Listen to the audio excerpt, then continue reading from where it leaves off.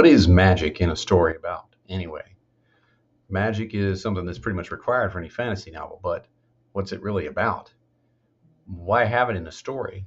There are lots of explanations out there, of course, such as, well, it's just for funsies, or maybe settings are ancient or medieval, and that's way back when people believed in magic. I don't like that one because, well, I got news for you. People still believe in magic.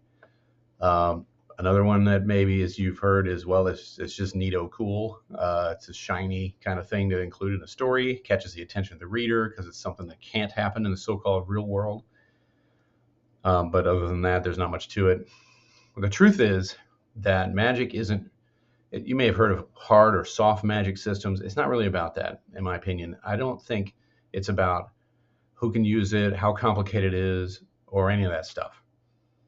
Magic comes in all kinds. You've probably heard of hard and soft systems. You've seen Brandon Sanderson's complicated diagrams for his magic systems, or you're familiar with all the spells from Harry Potter. Maybe you marveled at the mysterious magic of the elves in Lord of the Rings. Then you've got all your stuff in board games like Dungeons and Dragons, role-playing games, Pathfinder, GURPS, Warhammer, what have you. None of that stuff really matters as much as what I'm going to tell you about the psychology of magic systems. None of that stuff will really help you figure out what to put into your own fantasy writing. What I advocate for is a distinguishing of the difference between illusion and imagination when discussing magic systems.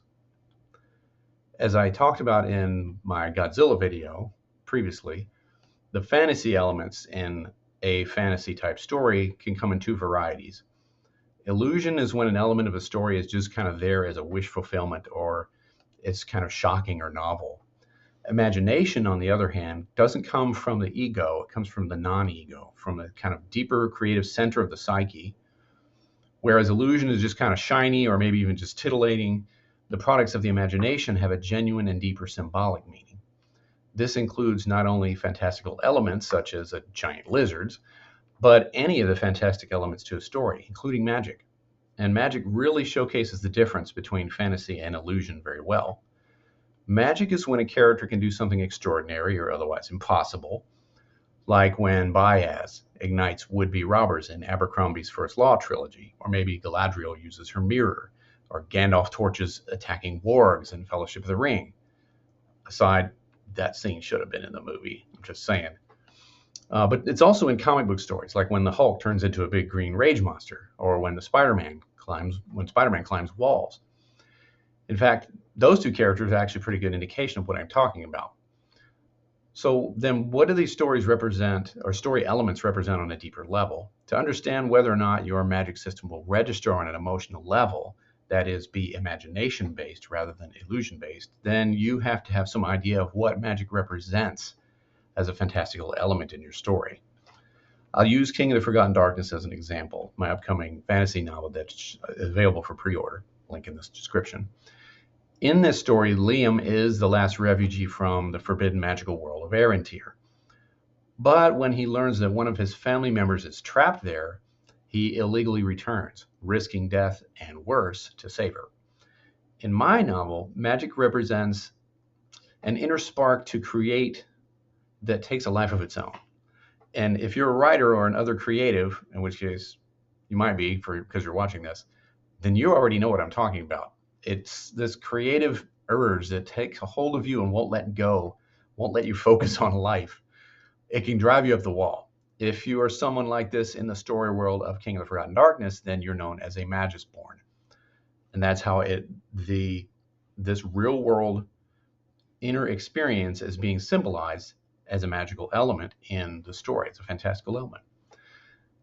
Magisborn means that you'll have at some point in your development a chance to embrace this inner soul fire or let it pass.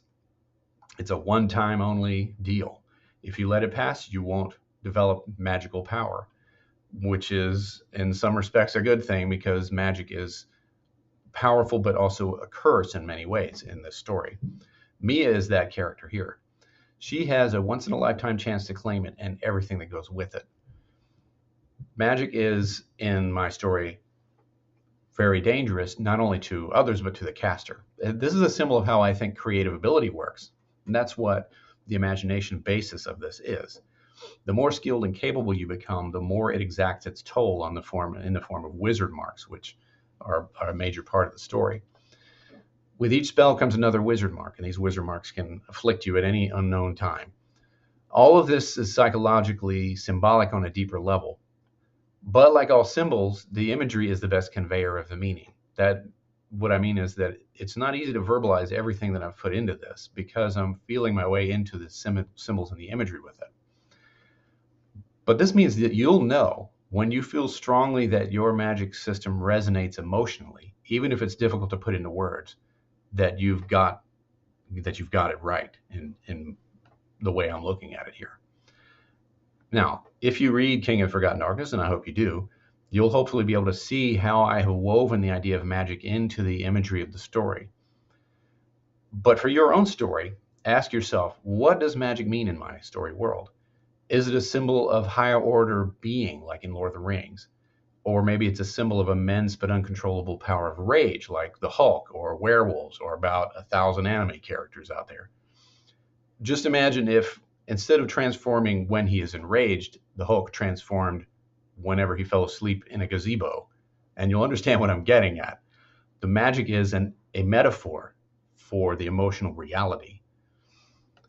Another way that you might see it is that the magic manifests as a symbol of one's predatory and antisocial tendencies, which you see in, say, vampire stories.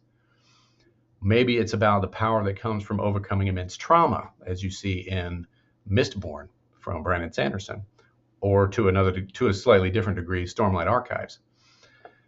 Or maybe it's just some neato superpower that makes you awesome because you really want to just feel awesome. So this is the kind of thing you see in a lot of comic book heroes. Not all of them, but a lot of them. By the way, I'm not saying that's bad. I'm just saying that if you want this deeper level and you want it to be more memorable and emotionally resonant, and you want to use fantastical elements to tell something true about our inner reality as human beings, then this is the thing you need to do. When you're making up your magic rules, try to connect it to something emotionally meaningful.